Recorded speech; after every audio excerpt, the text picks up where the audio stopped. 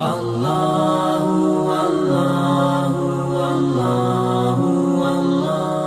لله رب العالمين والصلاة والسلام على قائد الغر المحجلين نبینا محمد وعلى آلہ وصحبہ اجمعین وبعد۔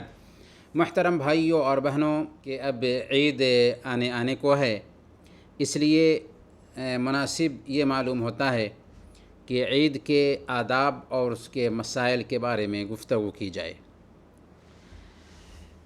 دنیا کی ساری قومیں سال کے کچھ خاص دنوں میں تہوار مناتی ہیں، خوشیاں مناتی ہیں۔ خوشی کے یہ دن کبھی ظاہر میں اچھے طریقے سے منائے جاتے ہیں اور کبھی نہایت ہی بھونڈے انداز میں منائے جاتے ہیں۔ انسانی فطرت کی اس مانگ کو پورا کرتے ہوئے اسلام نے بھی اپنے ماننے والوں کے لیے سال میں 2 خوشی کے دن دیے، اور وہ 2 دن ہیں عید الفطر اور عید الاضحیٰ۔ عید الفطر رمضان کے ختم ہونے پر 1 شوال کو منائی جاتی ہے، اور عید الاضحیٰ 10 ذو الحجہ کو منائی جاتی ہے۔ مسلمانوں کے پاس یہی 2 دن ہیں عید کے۔ عید کا مطلب کیا ہوتا ہے؟ عید کا معنی ہوتا ہے، یہ العود سے نکلا ہے، جس کے معنی لوٹنا کے ہوتے ہیں، اور عید کو عید اس لیے کہا جاتا ہے کہ یہ ہر سال خوشی لے کر آتی ہے، نئی خوشی لے کر کے لوٹتی ہے، اس لیے اس کو عید کہتے ہیں۔ سنن ابی داؤد کی روایت ہے، حضرت انس بن مالک رضی اللہ تعالیٰ عنہ فرماتے ہیں کہ اللہ کے رسول صلی اللہ علیہ وسلم جب مدینہ تشریف لائے تو مدینہ والے سال میں 2 دن کھیل کود کرتے اور خوشیاں مناتے تھے۔ اللہ کے نبی صلی اللہ علیہ وسلم نے ان سے پوچھا کہ یہ 2 دن کیا ہیں جن میں تم کھیلتے کودتے اور خوشیاں مناتے ہو؟ تو انہوں نے کہا کہ ہم زمانے جاہلیت میں ان 2 دنوں میں کھیل کود کرتے اور خوشیاں مناتے تھے۔ یہ سن کر اللہ کے نبی صلی اللہ علیہ وسلم نے فرمایا کہ ان اللہ ابدلکم بہما خیرا منہما یوم الاضحیٰ و یوم الفطر۔ اللہ تعالیٰ نے تمہیں ان 2 دنوں کے بدلے 2 بہترین دن دیے ہیں، اور وہ ہیں عید الاضحیٰ اور عید الفطر۔ لوگ مدینہ میں دوسری قوموں کی دیکھا دیکھی خوشیاں مناتے تھے، لیکن ان کی اپنی پہچان نہیں تھی۔ اسلام نے چاہا کہ ان کی الگ اپنی پہچان ہو، چنانچہ ان کے لیے خاص سال میں 2 دن طے کیے گئے جن میں وہ خوشیاں منا سکتے ہیں۔ ان دونوں دنوں میں جو خوشیاں منائی جاتی ہیں، ان میں نہ ڈھول تاشے ہوتے ہیں، نہ گانے بجانے ہوتے ہیں، نہ اخلاق سے گرا ہوا کوئی کام ہوتا ہے۔ ان 2 عیدوں کی شروعات کس چیز سے ہوتی ہے؟ 2 رکعت نماز سے ہوتی ہے۔ ہم اس بات پر خوشی مناتے ہیں کہ اللہ تعالیٰ نے ہمیں لگاتار 1 مہینہ تک روزہ رکھنے کی توفیق دی، اور یہی خوشی اصل میں سچی خوشی ہے۔ سچی خوشی یہی ہے کہ ہم اللہ کے فضل اور اس کی رحمت پر خوشی منائیں۔ اللہ تعالیٰ نے فرمایا سورہ یونس آیت نمبر 58، قُلْ بِفَضْلِ اللَّهِ وَبِرَحْمَتِهِ فَبِذَلِكَ فَلْيَفْرَحُوا هُوَ خَيْرٌ مِّمَّا يَجْمَعُونَ۔ اے محمد صلی اللہ علیہ وسلم، آپ کہہ دیجئے کہ یہ اللہ کا کرم ہے، اس کی مہربانی ہے کہ یہ چیز اس نے بھیجی ہے، اس پر لوگوں کو خوشی منانی چاہیے۔ ان سب چیزوں سے یہ بہتر ہے جنہیں لوگ سمیٹ رہے ہیں۔ لوگ دنیا سمیٹ رہے ہیں، لیکن ہم مسلمان اللہ رب العالمین کی رضا سمیٹتے ہیں۔ تو عید کا دن جو خوشی کا دن ہوتا ہے، اس دن میں بھی ہم اللہ رب العالمین کی توفیق پر 2 گانا نماز ادا کر کے اللہ رب العالمین کا شکر بجا لاتے ہیں۔ اسی سے آپ کو پتہ چل گیا ہوگا کہ عید کس کی ہوتی ہے۔ عید کس کی ہے؟ عید اس کی نہیں ہوتی ہے جو نئے کپڑے پہنتا ہے، عید اس کی نہیں ہوتی ہے جو اچھے کھانے بناتا ہے، عید اس کی نہیں ہوتی ہے جو موج مستی کرتا ہے، بلکہ عید اس کی ہوتی ہے جس نے رمضان کے روزے رکھے، قیام کیا، نیکیاں کی۔ ایسے ہی لوگوں کو عید منانے کا حق بھی ہے، لیکن اس کے باوجود عید کے دن شریعت کے دائرہ میں رہتے ہوئے خوشی کا اظہار کرنے کی ہماری شریعت پوری اجازت دیتی ہے۔ صحیح بخاری اور صحیح مسلم کی روایت ہے، سیدہ عائشہ صدیقہ رضی اللہ تعالیٰ عنہ بیان فرماتی ہیں کہ حضرت ابوبکر صدیق رضی اللہ تعالیٰ عنہ ہمارے گھر داخل ہوئے۔ اس وقت انصار کی کچھ بچیاں جنگ بعاث میں انصار نے جو گانے گائے تھے، جو گیت گائے تھے، وہی گیت گا رہی تھیں، حالانکہ وہ گانے والیاں نہیں تھیں، اور وہ دن عید کا دن تھا۔ حضرت ابوبکر صدیق رضی اللہ تعالیٰ عنہ جب گھر میں داخل ہوئے تو کہا امزامیر الشیطان فی بیت رسول اللہ صلی اللہ علیہ وسلم، کیا اللہ کے رسول صلی اللہ علیہ وسلم کے گھر میں شیطان کی بانسری ہوگی، شیطان کی آواز ہوگی؟ اللہ کے نبی صلی اللہ علیہ وسلم نے جب سنا تو آپ نے فرمایا یا ابا بکر ان لکل قوم عید وہذا عیدنا اہل الاسلام، اے ابو بکر، بے شک ہر قوم کی عید ہوتی ہے اور آج ہم مسلمانوں کے عید کا دن ہے، اور آج ہم مسلمانوں کے عید کا دن ہے۔ گویا کہ عید کے دن خوشی کا اظہار کیا جا سکتا ہے، سنجیدہ اور نارمل گانے گائے جا سکتے ہیں، کھیل کود کا پروگرام رکھا جا سکتا ہے، خوشی منانے کے لیے جائز طریقے اختیار کیے جا سکتے ہیں۔ اب آئیے ہم عید سے متعلق کچھ مسائل اور آداب کی جانکاری حاصل کرتے ہیں۔ اگر ایک بندے نے عید کی نماز سے پہلے زکوٰۃ الفطر ادا نہیں کیا ہے تو پہلے زکوٰۃ الفطر کی ادائیگی کر دے اور اس کے بعد ہی نماز عید کے لیے جائے۔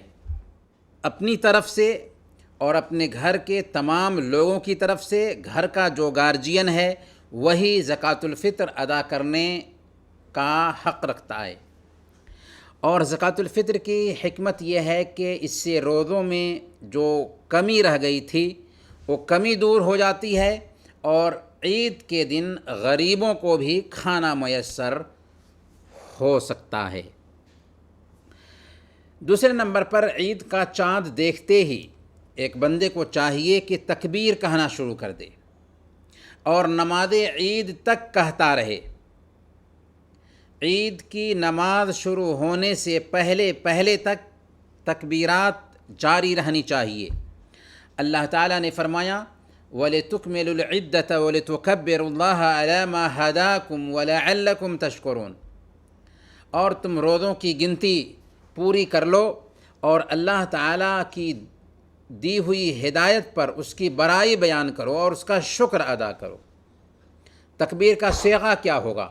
اللہ اکبر، اللہ اکبر، لا الہ الا اللہ، اللہ اکبر وللہ الحمد، اور 3 مرتبہ کہنا بھی ثابت ہے، یعنی اللہ اکبر، اللہ اکبر، اللہ اکبر، لا الہ الا اللہ، اللہ اکبر، اللہ اکبر، اللہ اکبر وللہ الحمد۔ اسی طرح سے بعض صحابہ سے یہ بھی ثابت ہے کہ وہ کہتے تھے اللہ اکبر کبیرا والحمد للہ کثیرا وسبحان اللہ بکرۃ واصیلا۔ یہ تکبیر ہر آدمی اپنے طور پر کہے گا، اپنے طور پر کہے گا۔ اجتماعی شکل میں تکبیر کہنا اللہ کے نبی صلی اللہ علیہ وسلم اور صحابہ کرام سے ثابت نہیں، اس لیے اجتماعی شکل میں تکبیر کہنا بدعت ہے۔ عید کے دن غسل کر لیں، اچھے لباس پہن لیں، اور اگر خوشبو میسر ہو تو خوشبو بھی لگا لیں۔ عید کی نماز کے لیے نکلنے سے پہلے ایک قہری عدد میں چند کھجوریں کھا لیں،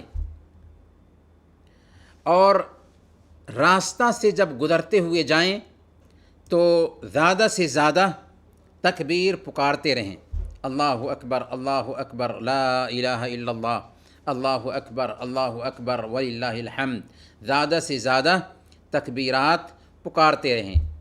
ایک راستہ سے جائیں اور جب نماز کے بعد لوٹ کر کے آئیں تو راستہ بدل کر کے لوٹیں۔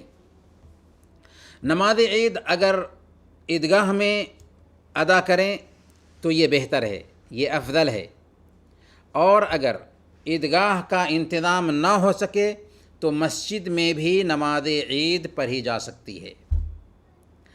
عید کی نماز کے لیے اپنے ساتھ اپنے بچوں، بچیوں اور عورتوں کو بھی لے جانا سنت ہے، یہاں تک کہ حیض والی عورتیں بھی عیدگاہ جائیں گی، البتہ وہ مسلمانوں کی دعا میں تو شریک ہوں گی پر نماز میں شریک نہیں ہوں گی۔ لیکن اگر مسجد میں نماز عید پڑھی جا رہی ہے تو حائضہ عورتیں، مہینے والی عورتیں مسجد میں نہیں جا سکتیں۔ صحیح بخاری اور صحیح مسلم کی روایت ہے، حضرت ام عطیہ رضی اللہ تعالی عنہ کہتی ہیں کہ ہمیں حکم دیا گیا کہ ہم عیدین کے موقع پر، یعنی عید الاضحیٰ اور عید الفطر کے موقع پر، حائضہ اور پردہ نشیں عورتوں کو باہر لائیں تاکہ وہ مسلمانوں کی جماعت اور ان کی دعاؤں میں شریک ہوں، البتہ وہ عورتیں جو ایام والی ہوں وہ نماز کی جگہ سے الگ رہیں گی۔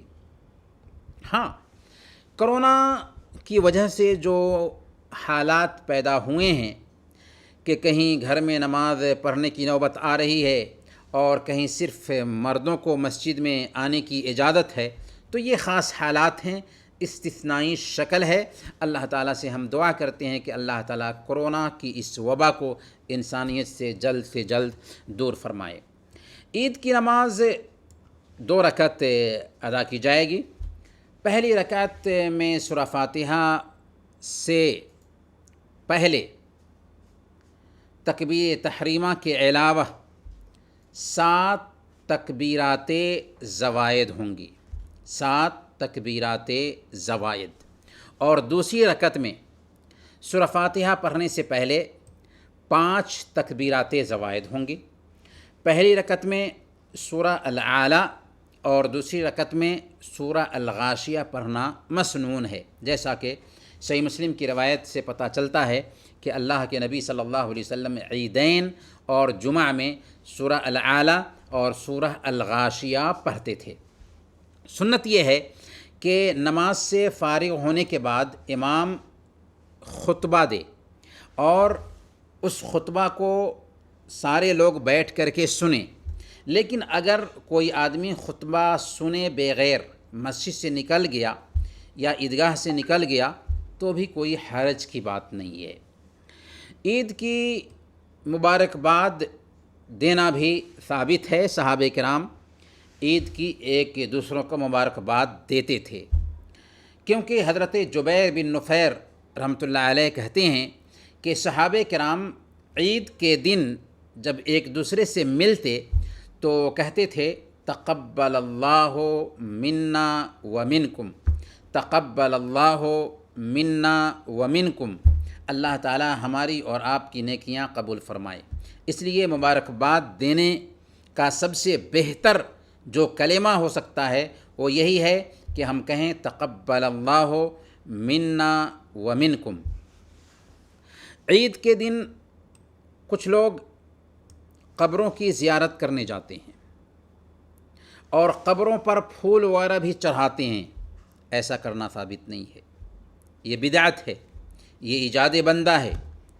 قبروں کی زیارت ثابت ہے، لیکن اس کے لیے دن طے کرنا جائز نہیں ہے۔ اس لیے عید کے دن خاص طور پر قبر کی زیارت کے لیے جانا بدعت ہے۔ عید کے دن کچھ لوگوں کا زینت کے طور پر داڑھی حلق کرنا بھی حرام اور ناجائز ہے۔ حق یہ ہے کہ داڑھی بڑھانی چاہیے، نہ کہ اسے حلق کیا جائے، اور خاص طور پر عید کا دن جو انعام کا دن ہے، اس دن اللہ کی نافرمانی سے اس دن کی شروعات کریں تو یہ اچھی بات نہیں ہے۔ کہیں کہیں عید کے دن اجنبی مردوں اور عورتوں کے بیچ مصافحہ کا بھی تبادلہ دیکھنے کو ملتا ہے۔ اجنبی عورتیں اجنبی مردوں سے مصافحہ کرتی ہیں اور اجنبی مرد اجنبی عورتوں سے مصافحہ کرتے ہیں، یہ بھی حرام ہے۔ معجم الطبرانی کی روایت ہے، اللہ کے نبی صلی اللہ علیہ وسلم نے ارشاد فرمایا، لا يطعن في راس احدكم بمخيط من حديد خير له من ان يمس امرأة لا تحل له۔ تم میں سے کسی ایک آدمی کے سر میں لوہے کی سوئی چبھوئی جائے، یہ آسان ہے اس بات سے کہ وہ کسی ایسی عورت کو چھوئے جو اس کے لیے حلال نہیں۔ گویا کہ کسی غیر محرم عورت سے مصافحہ کرنا حرام ہے، جائز نہیں ہے، چاہے عید کے دن ہو یا کسی بھی دن ہو۔ ہاں، محرم عورتوں سے مصافحہ کرنے کی گنجائش ہے، جیسے ماں سے، بہن سے، خالہ سے، پھوپھی سے۔ کتنے لوگ عید کے دن فلم دیکھنے اور گانے سننے کے عادی بن جاتے ہیں، حالانکہ یہ بھی حرام ہے۔ رمضان کے ختم ہوتے ہی بندہ اللہ کی غیرت کو للکارنے لگے، یہ بہت بڑی جرأت کی بات ہے۔ ہاں، حلال اور جائز طریقے سے خوشی منانے کی اجازت ہے، جس کی وضاحت کر دی گئی ہے۔ عید کے دن اپنے رشتہ داروں کی زیارت بھی کریں، ان کی خبر لیں، چاہے وہ رشتہ نبھاتے ہوں یا نہ نبھاتے ہوں، ان سے بات کریں، اور اگر ان کو مالی ضرورت لاحق ہے تو ان کی مدد بھی کریں۔